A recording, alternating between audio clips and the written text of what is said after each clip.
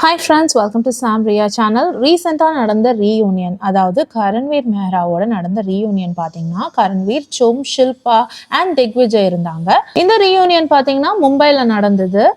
இந்த ரீயூனியனில் ஸ்ருதிகா ஜாயின் பண்ணலை. ஆக்சுவலாக இதில் நம்மள நிறைய பேருக்கு ஒரு பெரிய வருத்தமாகவும் சந்தேகமாகவும் இருந்தது. ஏன் ஸ்ருதிகா இதில் ஜாயின் பண்ணலை, சும் பிக் பாஸ் வீட்டை விட்டு வெளியே வந்ததுக்கப்புறம் ஸ்ருதிகாவை கழட்டி விட்டுட்டாங்க அப்படின்ற மாதிரியான கமெண்ட்ஸ் எல்லாம் வந்துக்கிட்டு இருக்கு.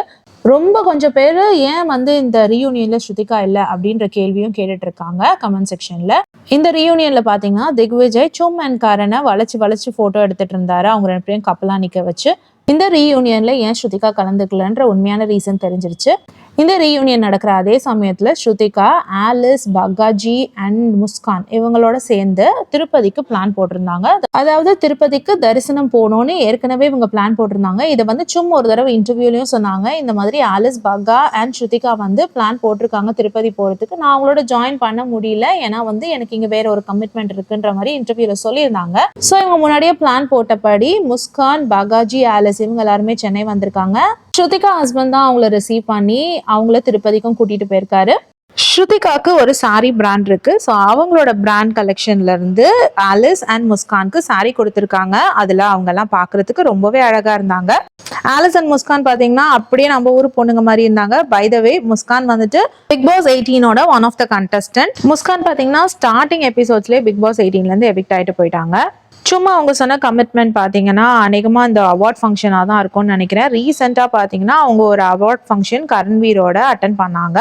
இது மட்டும் இல்லாமல் சுமன், கரண்வீர் ஒரே வீட்டில் ஸ்டே பண்ணிட்டு இருக்கிற மாதிரியும், நைட் டைமில் வீடியோ கால் ஷில்பாக்கு பண்ணி பேசுகிற மாதிரியுமான நிறைய விஷயங்கள் வெளியில் வந்துட்டு இருக்கு.